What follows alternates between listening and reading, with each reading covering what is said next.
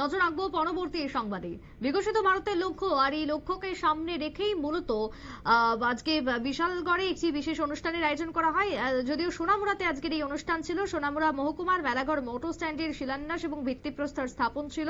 সেই অনুষ্ঠানে উপস্থিত ছিলেন বিধায়ক কিশোর বর্মন, নলছড়ের বিধায়ক, এবং প্রায় 5 কোটি টাকা ব্যয়ে গড়ে তোলা হবে আধুনিক মানের মোটর স্ট্যান্ডটি, এমনটাই জানালেন বিধায়ক। অন্যদিকে 2047 সালের মধ্যে দেশ বিকশিত ভারতে পরিণত হবে, এই সংকল্প নিয়ে কাজ চলছে কেন্দ্রের এবং রাজ্যের, এমনটাই জানালেন বিধায়ক কিশোর বর্মন। ঠিক কি বক্তব্য উঠে এসেছে বিধায়কের, শুনুন। আমাদের পরিবহন দপ্তরের মন্ত্রীও আমাদের সরাসরি উল্লেখ করেছেন।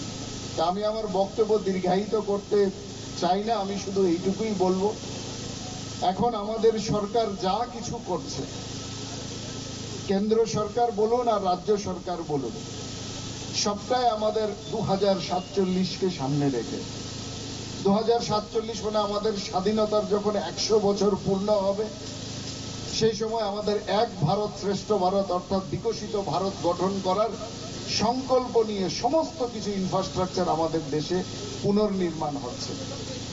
আর সেই ইনফ্রাস্ট্রাকচারের মধ্যে এখন যা কিছু ভারতবর্ষের মধ্যে নির্মাণ হচ্ছে, আপনারা জানেন সেই সমস্ত কিছু সারা বিশ্বের মধ্যে সর্বশ্রেষ্ঠ এবং সবচেয়ে বড় ইনফ্রাস্ট্রাকচার সমস্ত দিকে আমাদের দেশের সরকার নির্মাণ করছে।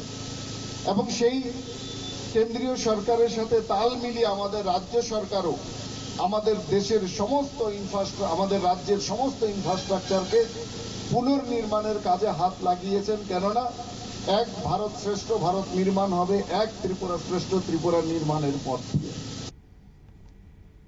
আপনারা শুনলেন কিশোর বর্মনের যে বক্তব্য উঠে এসেছে। আগামী দিনে রাজ্যকে এগিয়ে নিয়ে যাওয়াই হচ্ছে লক্ষ্য, আর সেই লক্ষ্যকে সামনে রেখেই চলছে স্থানীয় এলাকার উন্নয়নের কাজ। মেলাঘরের এই অনুষ্ঠানের মধ্য দিয়ে যারা উপস্থিত ছিলেন তাদের সকলের মধ্যে পরিলক্ষিত হলো ব্যাপক উৎসাহ। ছোট্ট একটা বিরতি নিয়ে নেব, ফিরে আসবো বিরতির পর, সঙ্গে থাকুন।